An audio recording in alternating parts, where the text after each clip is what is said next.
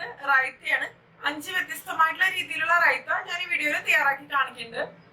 ഇത് ബിരിയാണികളുടെ കൂടെ, ചപ്പാത്തി, പറാത്ത, പുലാവ് അതുപോലെയുള്ള എല്ലാത്തിന്റെ കൂടി നല്ല കോമ്പിനേഷനാണ്.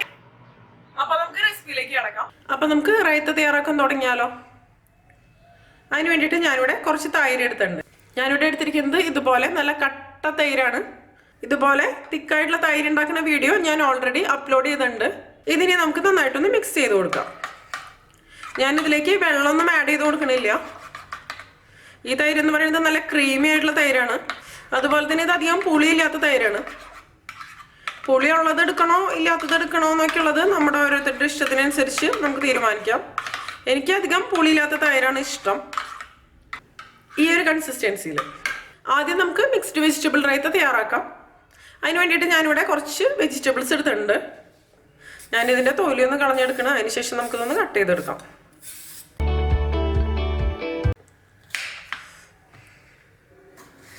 ഇനി നമുക്ക് ചെറിയ പീസസ് ആയിട്ട് കട്ട് ചെയ്തെടുക്കാം. എനിക്ക് റൈത്തയിൽ എപ്പോഴും ചെറിയ പീസസ് ആയിട്ടുള്ള വെജിറ്റബിൾസ് ആണ് ഇഷ്ടം.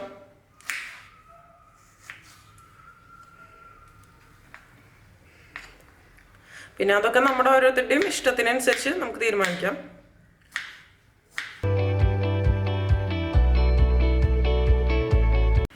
ഇത് മതി നമുക്ക്.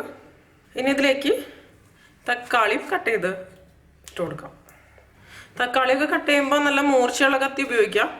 അല്ലാന്നുണ്ടെങ്കിൽ പെട്ടെന്ന് അങ്ങോട്ട് കട്ടാവില്ല, ഇത് അങ്ങോട്ട് സ്മാഷ് ആയിട്ട് വരും.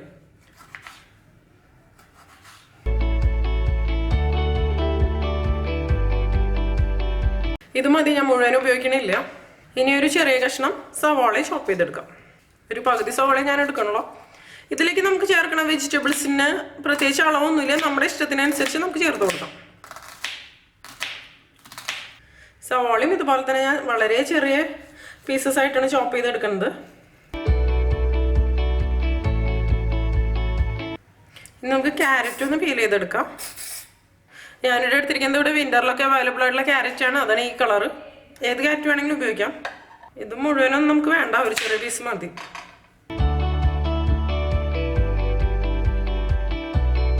ഇതും ചോപ്പ് ചെയ്തെടുക്കാം. ഈ വെജിറ്റബിൾസ് എല്ലാം ഞാൻ എടുത്തത് നന്നായിട്ട് വാഷ് ചെയ്തതിന് ശേഷമാണ്. പിന്നെ ഞാനിവിടെ പച്ചമുളക് എടുത്തിട്ടുണ്ട്. പച്ചമുളക് നമ്മുടെ ഇഷ്ടത്തിനനുസരിച്ച് നമുക്ക് എടുക്കാം. ഞാനിപ്പോൾ ഒരു ചെറിയ കഷ്ണം പച്ചമുളകാണ് ഇതിലേക്ക് ആഡ് ചെയ്യണുള്ളൂ. എരിവ് കൂടുതൽ താല്പര്യം ഉണ്ടെന്നുണ്ടെങ്കിൽ കൂടുതൽ പച്ചമുളക് ആഡ് ചെയ്യാം. ഇനി നമുക്ക് ഇത് അരിയിലേക്ക് ചോപ്പ് ചെയ്ത് വെച്ച വെജിറ്റബിൾസ് ആഡ് ചെയ്ത് കൊടുക്കാം. ഇനി ഇതിലേക്ക് ആവശ്യത്തിന് ഉപ്പ് ചേർത്ത് കൊടുക്കാം. നന്നായിട്ടൊന്ന് മിക്സ് ചെയ്തെടുക്കാം.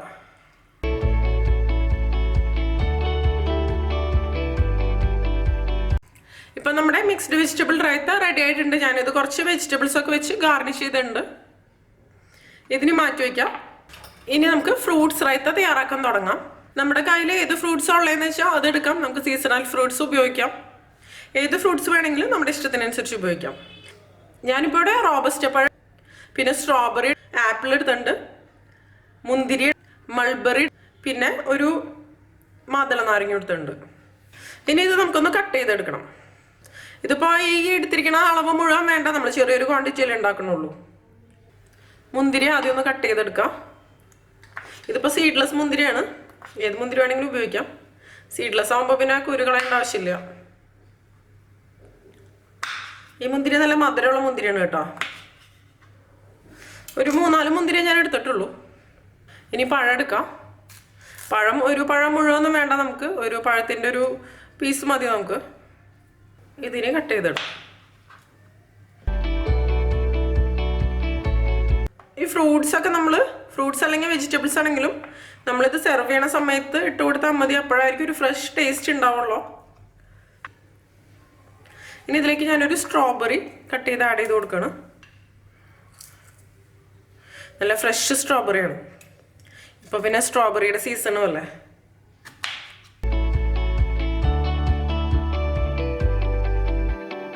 ഇനി ഞാൻ മൾബറി എടുത്തിട്ടുണ്ട്. മൾബറി സാധാരണ ഇവിടെ അങ്ങനെ കാണാറില്ല. മൾബറി ഞാൻ ഒരുപാട് ഇടണില്ല. മൾബറി ഇട്ട് കഴിഞ്ഞാൽ പെട്ടെന്ന് തന്നെ തൈരിൻ്റെ കളർ ചേഞ്ച് ആവും. ഇനി ഒരു പീസ് ആപ്പിൾ വേണം. ഞാൻ ആപ്പിൾ ഒന്ന് പീൽ ചെയ്ത് എടുക്കണം. അല്ലാന്നുണ്ടെങ്കിൽ പീൽ ചെയ്യാണ്ട് തന്നെ നമുക്ക് ഇട്ട് കൊടുക്കാം, എങ്ങനെയാലും കുഴപ്പമില്ല. ആപ്പിളൊക്കെ കട്ട് ചെയ്ത് വെക്കുമ്പോൾ നേരത്തെ കട്ട് ചെയ്ത് വെച്ച് കഴിഞ്ഞാൽ ആപ്പിളിൻ്റെ കളർ ചേഞ്ച് ആവും. അത് കാരണം നമ്മൾ ഇട്ട് കൊടുക്കണ ആ സമയത്ത് തന്നെ കട്ട് ചെയ്താൽ മതി. ഒരു പീസ് ഞാൻ തൊലിയോട് കൂടിയും ഇട്ട് കൊടുക്കുന്നുണ്ട്, ഒന്ന് കളർഫുൾ ആയിക്കോട്ടെ.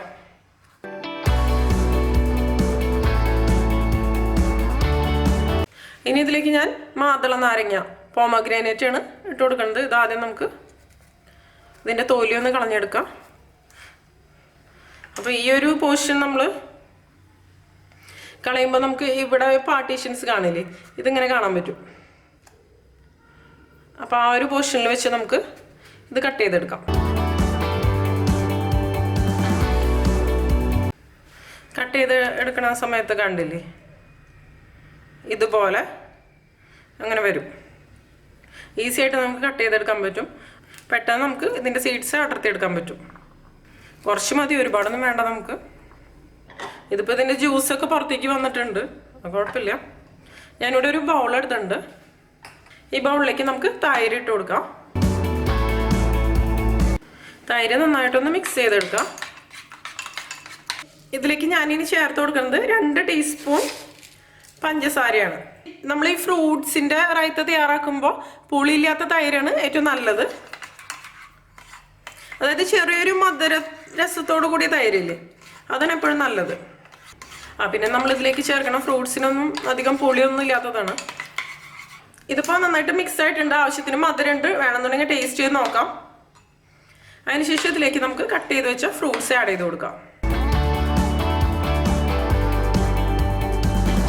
ഇനി നന്നായിട്ടൊന്ന് മിക്സ് ചെയ്തെടുക്കാം.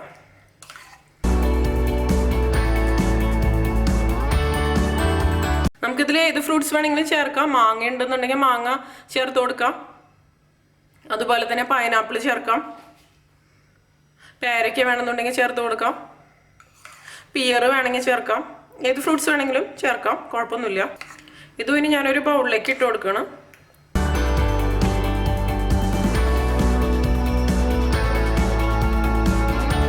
അപ്പോൾ നമ്മുടെ മിക്സ്ഡ് ഫ്രൂട്ട് റൈത്ത റെഡി ആയിട്ടുണ്ട്. ഇത് മാറ്റി വയ്ക്കാം. ഇനി അടുത്തതായിട്ട് നമ്മൾ ഉണ്ടാക്കുന്നത് ബൂന്തി റൈത്തയാണ്. അതിന് വേണ്ടിയിട്ട് കുറച്ച് തൈര് ഒരു ബൗളിലേക്ക് ആഡ് ചെയ്ത് കൊടുക്കാം. ഇനി ഞാൻ ഇതിലേക്ക് ആഡ് ചെയ്യണത് കുറച്ച് ബൂന്തിയാണ്. ബൂന്തി എന്ന് പറയുമ്പോൾ നമ്മൾ മിക്സ്ചറിലൊക്കെ കാണില്ലേ, ഇതുപോലെ ബോൾസ് പോലെ കടലമാവ് ഫ്രൈ ചെയ്തെടുക്കണത്, അതാണ്. അത് നിങ്ങൾക്ക് പാക്കറ്റിൽ അവൈലബിൾ ആണ്. ഇത് ചേർത്ത് കൊടുക്കാം.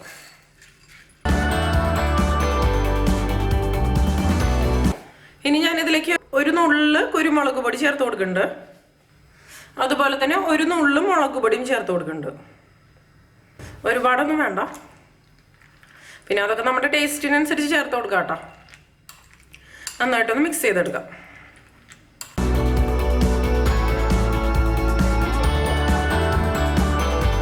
ഇതിലേക്ക് നിങ്ങൾക്ക് വേണമെന്നുണ്ടെങ്കിൽ ജീരകം വറുത്ത് പൊടിച്ചത് ആഡ് ചെയ്ത് കൊടുക്കാം, ജീരകത്തിൻ്റെ ടേസ്റ്റ് ഇഷ്ടമാണെന്നുണ്ടെങ്കിൽ.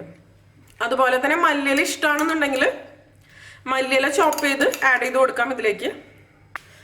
ഇതിൻ്റെ മുകളിൽ ഞാൻ കുറച്ച് ബൂന്തി വെച്ചൊന്ന് ഗാർണിഷ് ചെയ്യണം. കുറച്ച് മുളക് പൊടി വേണമെന്നുണ്ടെങ്കിൽ ഒന്ന് സ്പ്രിങ്കിൾ ചെയ്ത് കൊടുക്കാം. ഇപ്പം നമ്മുടെ ബൂന്തി റൈത്ത റെഡി ആയിട്ടുണ്ട്. അപ്പം നമുക്ക് അടുത്ത ടൈപ്പ് റൈത്ത തയ്യാറാക്കിയാലോ? അതിന് വേണ്ടിയിട്ട് ഞാൻ ഈ ബൗളിലേക്ക് കുറച്ച് തൈര് ഒഴിച്ച് കൊടുക്കണം. ഈ റൈത്ത എന്ന് പറയുന്നത് ഫ്രൂട്ട്സും വെജിറ്റബിൾസും ചേർത്ത് തയ്യാറാക്കണതാണ്. ഇതിലേക്ക് ഞാൻ ആഡ് ചെയ്ത് കൊടുക്കുന്നത് ആപ്പിൾ കട്ട് ചെയ്തതും പിന്നെ മാതള നാരങ്ങയുടെ സീഡ്സുമാണ്.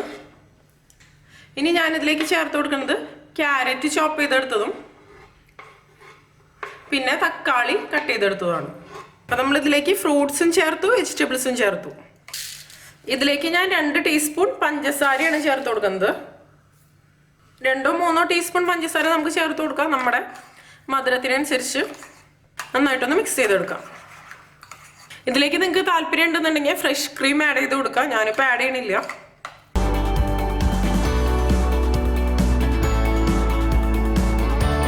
ഇപ്പോൾ നമ്മുടെ വെജിറ്റബിൾസും ഫ്രൂട്ട്സും ചേർത്ത് തയ്യാറാക്കിയ റൈത്ത റെഡി ആയിട്ടുണ്ട്. ഇനി നമുക്ക് അടുത്ത ടൈപ്പ് റൈത്ത തയ്യാറാക്കിയാലോ? അതിന് വേണ്ടിയിട്ട് കുറച്ച് തൈര് ഒരു ബൗളിലേക്ക് ഇട്ട് കൊടുക്കാം. നന്നായിട്ടൊന്ന് മിക്സ് ചെയ്തെടുക്കാം. ഇതിലേക്ക് ഇനി ചെറിയ കഷ്ണങ്ങളായിട്ട് അരിഞ്ഞ ക്യാരറ്റ് ഇട്ട് കൊടുക്കാം. പിന്നെ തക്കാളി മുറിച്ചത് ഇതിലേക്ക് ആഡ് ചെയ്ത് കൊടുക്കാം. ഞാനിതിലേക്ക് കുറച്ച് കുക്കുംബർ കട്ട് ചെയ്തത് ആഡ് ചെയ്ത് കൊടുത്തിട്ടുണ്ട്. ഇനി നമുക്ക് സവോള ഒന്ന് കട്ട് ചെയ്തെടുക്കാം. ചെറിയ പീസസ് ആയിട്ടാണ് ഞാൻ കട്ട് ചെയ്തെടുക്കുന്നത്. ഇതിലേക്ക് ഇനി സവോള ചോപ്പ് ചെയ്തതും ആഡ് ചെയ്ത് കൊടുക്കാം. ഇതിലേക്ക് ആവശ്യത്തിന് ഉപ്പ് ചേർക്കാം. നന്നായിട്ടൊന്ന് മിക്സ് ചെയ്തെടുക്കാം. ഇനി ഇതിലേക്ക് ചേർത്ത് കൊടുക്കേണ്ടത് പച്ചമുളക് കട്ട് ചെയ്തതാണ്. അത് ഞാൻ ഇതിലേക്ക് ആഡ് ചെയ്ത് കൊടുക്കുകയാണ്. ചെറിയൊരു പീസ് ഇഞ്ചി എടുത്തിട്ടുണ്ട്. ഇതിൻ്റെ തൊലി കളഞ്ഞതിന് ശേഷം ഇതൊന്ന് ചതച്ചിട്ട് നമുക്കിതിലേക്ക് ആഡ് ചെയ്ത് കൊടുക്കാം. ഇഞ്ചി ചതച്ചെടുത്തത് ഇതിലേക്ക് ചേർത്ത് കൊടുക്കാം. ഇനി ഞാൻ ഇതിലേക്ക് ചേർത്ത് കൊടുക്കുന്നത് ഒരു 3-4 കറിവേപ്പിലയാണ്. ഇതൊന്ന് കട്ട് ചെയ്തിട്ട് ആഡ് ചെയ്ത് കൊടുക്കാം. നന്നായിട്ട് അങ്ങോട്ട് മിക്സ് ചെയ്ത് കൊടുക്കാം. ഇത് നമുക്കൊരു പാത്രത്തിലേക്ക് ഇട്ട് കൊടുക്കാം.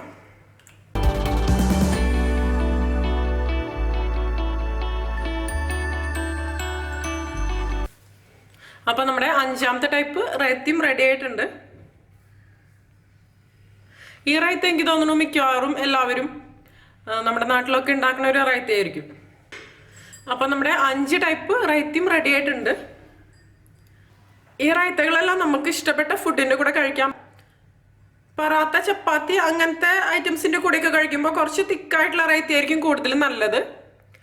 ബിരിയാണി, പുലാവ് അതിൻ്റെയൊക്കെ കൂടെ കഴിക്കുമ്പോൾ കുറച്ച് ലൂസ് കൺസിസ്റ്റൻസി ആയിരിക്കും നല്ലത്. പിന്നെ അതൊക്കെ ഓരോരുത്തരുടെ ഇഷ്ടമാണ് കേട്ടോ. ചിലവർക്ക് നല്ല തിക്കായിട്ടുള്ള റൈത്തയായിരിക്കും ഇഷ്ടം, ചിലവർക്ക് കുറച്ച് ലൂസായിട്ടുള്ളതായിരിക്കും ഇഷ്ടം. അതുപോലെ തന്നെ സവാള മാത്രം ചേർത്ത് നമുക്ക് ഓണിയൻ റൈത്ത തയ്യാറാക്കാം. കുക്കുംബർ മാത്രം ചേർത്ത് കുക്കുംബർ റൈത്ത തയ്യാറാക്കാം. അതൊക്കെ ബേസിക് ആയിട്ടുള്ള റൈത്തകളാണ്. പിന്നെ റൈത്തയൊക്കെ തയ്യാറാക്കുമ്പോൾ നമ്മൾ ഉപയോഗിക്കണ തൈരിനനുസരിച്ചായിരിക്കും നമ്മുടെ റൈത്തയുടെ ടേസ്റ്റ്. ഭയങ്കരമായിട്ട് പുളിച്ച തൈരൊക്കെ ഉപയോഗിക്കുകയാണെങ്കിൽ റൈത്തയൊന്നും അത്ര ടേസ്റ്റ് ഉണ്ടായിരിക്കില്ല. ചെറിയൊരു പുളിയോട് കൂടി അല്ലെങ്കിൽ പുളി അധികം ഇല്ലാത്ത തൈരൊക്കെ ഉപയോഗിക്കുന്നതായിരിക്കും എപ്പോഴും നല്ലത്. അപ്പോൾ എല്ലാവരും ട്രൈ ചെയ്ത് നോക്കിയിട്ട് നിങ്ങളുടെ എക്സ്പീരിയൻസ് ഷെയർ ചെയ്തോളൂ കേട്ടോ. നിങ്ങൾക്ക് എൻ്റെ വീഡിയോ ഇഷ്ടമാവുകയാണെങ്കിൽ നിമിഷാസ് കിച്ചൺ സബ്സ്ക്രൈബ് ചെയ്തോളൂ കേട്ടോ. പിന്നെ ലൈക്ക് ചെയ്യാം. അതോടൊപ്പം നിങ്ങളുടെ ഫ്രണ്ട്സിനും ഫാമിലിക്കൊക്കെ ഒന്ന് ഷെയർ ചെയ്ത് കൊടുക്കുകയും ചെയ്യാം. അപ്പോൾ മറ്റൊരു അടിപൊളി റെസിപ്പി ആയിട്ട് നമുക്ക് വീണ്ടും കാണാം.